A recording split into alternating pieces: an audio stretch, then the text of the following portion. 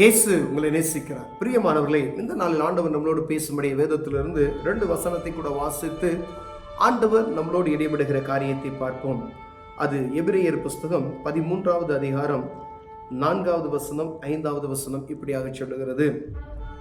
விவாகம் யாவருக்குள்ளும் கனமுள்ளதாயும் விவாக மஞ்சம் அசுசிப்படாததுமாய் இருப்பதாக, வேசிக்கல்லரையும் விபச்சாரக்காரரையும் தேவன் நியாயம் தீர்ப்பார். நீங்கள் பண ஆசை இல்லாதவர்களாய் நடந்து உங்களுக்கு இருக்கிறவைகள் போதும் என்று எண்ணுங்கள். நான் உன்னை விட்டு விலகுவதும் இல்லை, உன்னை கைவிடுவதும் இல்லை என்று அவர் சொல்லுகிறாரே. நேக நேரங்களில் வாக்குத்தத்தமான வார்த்தைகளை மாற்ற நம்ம எடுத்துக்கொள்வது உண்டு. நான் உன்னை விட்டு விலகுவதும் இல்லை, உன்னை கைவிடுவதும் இல்லை என்று அவர் சொல்லுகிறார் என்ற வார்த்தையை நம்ம எடுத்துக்கொள்வோம். இது வாக்குத்தத்தமான ஒரு ஆசீர்வாதமான ஒரு வார்த்தை. நான் உன்னை விட்டு விலகுவதில்லை, உன்னை கைவிடுவதில்லை அப்படின்னு சொல்லி. ஆனால் ஆண்டவர் யாரை கைவிடுவதில்லை, யாரை விட்டு விலகுவதில்லை என்கின்ற அந்த ஆசீர்வாதமான வார்த்தைக்கு நம்ம எப்பயும் வசனத்தில் முன்குறிக்கப்பட்ட காரியங்கள், முன்னாடி என்ன எழுதப்பட்டு இருக்கிறது, பின்பக்கம் என்ன எழுதப்பட்டு இருக்கிறது என்று பார்க்கும்படி அழைக்கப்படுகிறோம். ஒரு காடு, ஒரு ஆசீர்வாதமான ஒரு காடு எடுக்கிறோம். இதை எடுத்துட்டு நான் உன்னை விட்டு விலகுவதில்லை, உன்னை கைவிடுவதில்லை என்று ஆண்டவர் ஒரு ஆசீர்வாதமான வார்த்தையை அதை தேற்றுவதற்காக இது இப்படி கொடுக்கப்படுகிறது என்று வைத்துக் கொள்ளுங்க. ஆனால் இதை சுதந்திரத்திற்கு கொள்வதற்கு நான் பாத்திரவானாய் இருக்கிறேனா என்பதை நான் முதல்ல அறிந்து கொள்ள வேண்டும். வாக்குத்தத்த காடை வாங்கிட்டு ஆண்டவர் ஆசீர்வதிப்பாரா? அப்படிலாம் கிடையாது.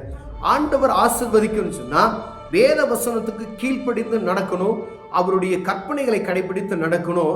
அப்ப இந்த வாக்குத்தத்த வசனம் நமக்கு கிரியை செய்யும். பிரியமானவர்களே, ஒவ்வொரு ஆசீர்வாதமான வார்த்தைக்கும் ஆண்டவர் கொடுத்த வாக்குத்தத்தங்களுக்கு முன்பதாய் என்ன எழுதப்பட்டு இருக்கிறது, ஆண்டவர் எதற்காக அந்த மனிதனை ஆசீர்வதிக்க வேண்டும் என்பதை நாம் அறிந்து அப்படி நடப்போமையினால் அதுக்கு செவி கொடுத்து ஆண்டவருக்கு கீழ்ப்படிந்து நடக்கும் பொழுது வாக்குத்தத்தங்களை நாம் சுதந்திரித்துக் கொள்ள முடியும். பிரியமானவர்களே, ஆண்டவர் கொடுத்த அந்த வாக்குத்தத்தத்தை வைத்து ஜெபிக்கிறவர்களாய் காணப்படுகிறோமா? அநேக நேரங்களில் இந்த ஒரு வார்த்தையை மட்டும் நம்ம எடுத்துக்கொண்டு ஆண்டவர் என்னை ஆசீர்வதிப்பார் எடுத்துட்டு இன்னைக்கு இந்த வாக்குத்தத்தத்தை வாசித்து விட்டு அப்படியே கடந்து செல்கிறோம். மேல உள்ள வசனங்கள் என்ன சொல்லுகிறதுன்னு பார்த்தீங்கன்னா, விவாகம் யாவருக்குள்ளும் கனமுள்ளதாயும். அப்ப திருமணம் என்பது கனமுள்ள ஒரு காரியம். இன்னைக்கு என்ன ஆயிடுச்சு, ரொம்ப சாதாரணமா அப்படியே மேல் நாட்டு கலாச்சாரத்தை நம்ம உள்ள கொண்டு வந்தது நிமித்தமாய் அப்படியே சாதாரணமாக நினச்சிட்டு இருக்காங்க எல்லாருமே. திருமணம் ஆனவர்கள் திருமணம் ஆகும்போது எல்லாமே என்ன செய்கிறாங்க, ரொம்ப இப்போல்லாம் கவனமாக இருக்கிறாங்க சர்ச்சில். ஆனால் திருமணம் முடிக்கப்பட்டவர்கள் அவங்க என்ன செய்யறாங்கன்னா, அந்த விவாகத்தினுடைய மேன்மை கனத்தை குறித்து அறியாதபடிக்கு அஜாக்கிரதையை காணப்படுகிறதே ஆண்டவருடைய பிள்ளைகளுக்குள்ள, விசுவாசிகளுக்குள்ள காணப்படுகிறதை நான் பார்க்க முடிகிறது. பிரியமானவரே, விவாகம் யாவருக்குள்ளும் கனமுள்ளதாயும் அப்படின்னு போட்டிருக்கு. விவாக மஞ்சம் அசுசிப்படாதையும் இருப்பதாக. அப்ப பாருங்க, விவாகம் பண்ணின சகோதரியோ விவாகம் பண்ண ஒரு சகோதரனோ அந்த விவாகத்தினுடைய மேன்மையை அறிந்து கொள்ள வேண்டும். ஆண்டவர் ஒரு விசேஷமாய் ஆதாமை உருவாக்கி ஆதாமை படைக்கிற ஆண்டவர் அவனுக்கு துணையாக ஏவாளை கொடுக்கிறதை பார்க்க முடிகிறது. இது ஆண்டவரே நியமித்து கொடுக்கிற ஒரு காரியம். அதே போலதான் ஒவ்வொரு தனிப்பட்ட ஒரு மனிதனுக்கும் ஒவ்வொரு கணவன் மனைவிக்கு ஆண்டவர் ஒரு ஆசீர்வாதத்தை கொடுக்கிறதை நாம் பார்க்க முடிகிறது. விவாக மஞ்சத்தை நீ என்ன செய்ய அசுசிப்படுத்தாத, அது பரிசுத்தம் அப்படின்னு சொல்ற ஆண்டவர். ஒரு கணவன் மனைவியினுடைய உறவு பரிசுத்தமாய் எனப்படுகிறது. அதை அசுசிப்படுத்தி விடாதே என்று ஆண்டவர் சொல்லுகிறதை நாம் பார்க்க முடிகிறது. பிரியமானவர்களே, வேசிக்கலராயும் விபச்சாரக்காயும் தேவன் நியாயம் தீர்ப்பார் என்று எழுதப்பட்டு இருக்கிறது. திருமணம் பண்ணிட்டு கணவனுக்கோ மனைவிக்கோ நீ துரோகம் செய்யும் பொழுது ஆண்டவர் அதை நியாயம் விசாரிக்கிறவராக இருக்கிறார். நம்ம என்ன மேல் பூச்சா பூசிட்டு என்ன நடந்தாலும் சரி, உள்ளுத்திரியங்கள் அறிந்திருக்கிறவர் ஒரு உண்டு என்பதை நாம் அறியும்படி அழைக்கப்படுகிறோம். ஏன்னா பிசாசானவன் பாருங்க எப்பயுமே ஆண்டருடைய பிள்ளைகளை தள்ளுவதற்கு என்னென்ன வலையெல்லாம் விரிக்க முடியும் விரிச்சுக்கிட்டே இருப்பான். அப்ப உங்களுக்கு உங்க கண்ணுக்கு முன்னாடி ஏதோ ஒரு நயவசிப்பான காரியம் இருக்கிறதுனா நீ எச்சரிக்கையா இருக்கணும்னு சொல்லி ஆண்டவர் விரும்புகிறார். ஏன்னா ஆண்டவர் பிள்ளைகள் ஆவிக்குரிய வாழ்க்கையை விட்டு வெளியே கடந்து செல்வதற்கு பிள்ளையாம் பாருங்க, ஆண்டவருடைய பிள்ளைகளை சபிப்பதற்கு ஆண்டவர் சொல்றார், விட்டுரு, அவன் என்னுடைய பிள்ளைகள் விட்டுருன்னு சொல்லிக்கிட்டே வராரு.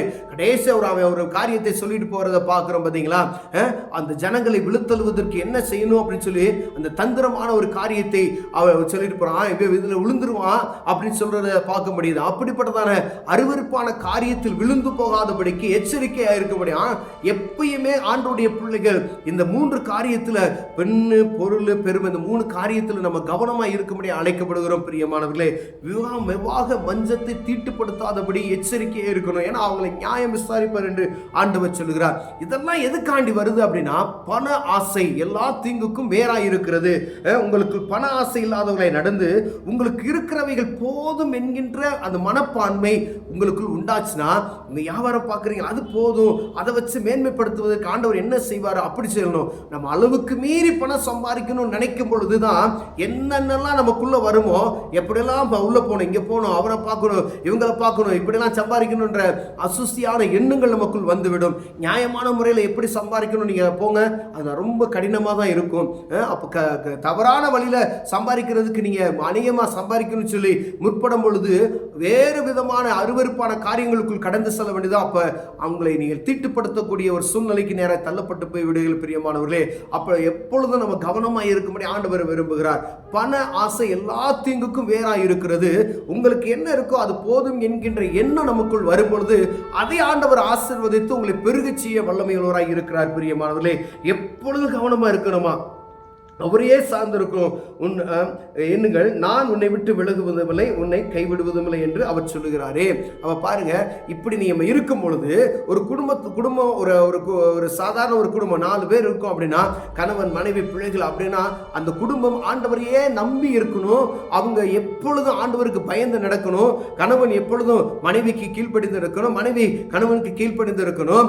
அந்த விவாகம் என்பது எவ்வளவு ஜாக்கிரதை உள்ளது என்பதை அறிந்திருக்கணும். 2வது, தவறான பாதையில போய்விடக்கூடாது, வேறு பார்வை உண்டாகக்கூடாது என்று சொல்லுகிறார். அதே போல பண ஆசை இல்லாதவனாய் இருந்தீனா நீ எல்லா தீங்குக்கும் விலைக்கு பாதுகாக்கப்படுவ, அப்பொழுது நான் உன்னை ஆசீர்வதிப்பேன் என்று ஆண்டவர் சொல்லுகிறார். பிரியமானவர்களே, இந்த 2 காரியத்தில் ரொம்ப நீ கவனமா இருக்கணும். விவாகம் என்பது அது கனமானது என்பதை நீ அறிந்து கொள்ளணும்.